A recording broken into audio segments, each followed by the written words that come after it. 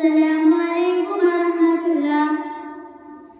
এক নম্বর প্রশ্ন, হযরত মুহাম্মদ সাল্লাল্লাহু আলাইহি ওয়াসাল্লামের ককাদেউতা আর আয়েশার নাম কি আছে?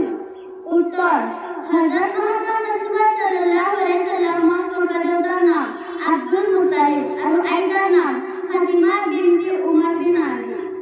নম্বর প্রশ্ন, হযরত মুহাম্মদ সাল্লাল্লাহু আলাইহি ওয়াসাল্লামের মাতৃর আর ককাদেউতার ইন্তেকাল কেতে হয়েছে?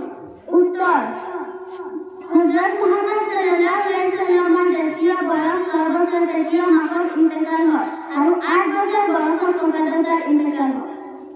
3 নম্বর প্রশ্ন, হযরত মুহাম্মদ সাল্লাল্লাহু আলাইহি ওয়াসাল্লামের প্রথম নিকাহ কার লগত হয়েছিল? উত্তর, হযরত খাদিজা রাদিয়াল্লাহু তাআলা আনহার লগত। 4 নম্বর প্রশ্ন, হযরত মুহাম্মদ সাল্লাল্লাহু আলাইহি ওয়াসাল্লাম হযরত জিবরাইল আলাইহিস সালাম তেমন আসল সুরত কয়বার দেখেছেন?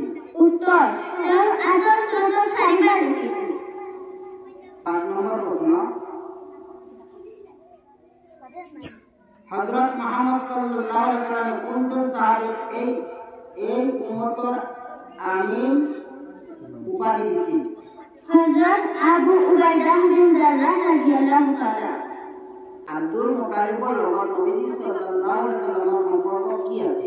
উত্তর, ককাদেউতা। তাইমা হযরত হালিমা নবী সাল্লাল্লাহু আলাইহি ওয়াসাল্লাম কিমান দিন দুধ পান করাইছেন? উত্তর, 2 বছর। কিমান বছর বয়সত নবী সাল্লাল্লাহু আলাইহি ওয়াসাল্লাম বেদরগাহ নামক উন্নত যাত্রা করেছেন? উত্তর, 12 বছর বয়স।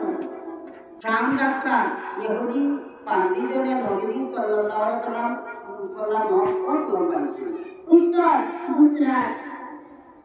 মুহাম্মদ সাল্লাল্লাহু আলাইহি ওয়াসাল্লাম কয়গৰাকী মহিলা দুধ পান কৰেছেন?